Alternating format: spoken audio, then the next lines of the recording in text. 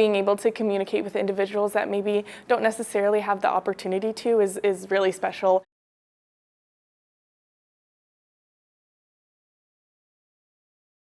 So I minored in ASL in college. It was just started out as my foreign language credit, and then after taking one semester, I really loved it after that and decided to pursue a minor in it, which I think included 6 semesters of ASL, a culture class, and a syntax class. So it was the rest of my career in college, and I made a lot of friends in the classes and really valued the professors who were all deaf, and being able to learn the language from them I think was really special.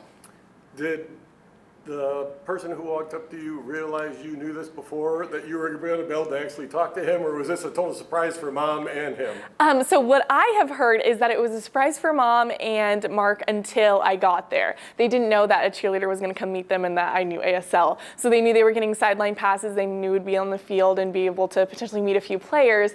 But then when they got there, they're like, oh, we also will have a cheerleader come visit you, and she happens to know some sign language. So I think from there they were super excited, and then Mark was obviously, his face just lit up when he saw that I was able to sign with him.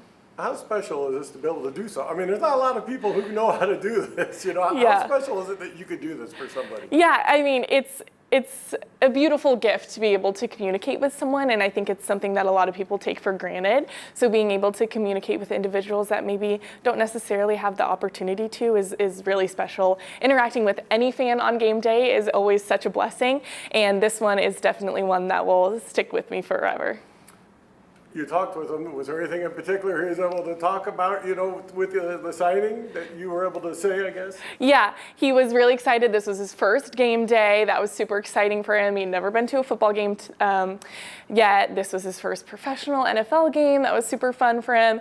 He kept signing that he wanted to meet all the football players. I was asking him about whose jersey was, who his favorite player was. And then I actually had the opportunity to see him again at an appearance I was on yesterday at Meyer, and Blue was there, and he has fallen in love with Blue since. His mom said that he's been signing that he's pieing people, so he'll like make his pie and pretend to pie people, which is just hilarious. So I think he's catching up on little Colt signs here and there, which is just so sweet. You said you did this in college.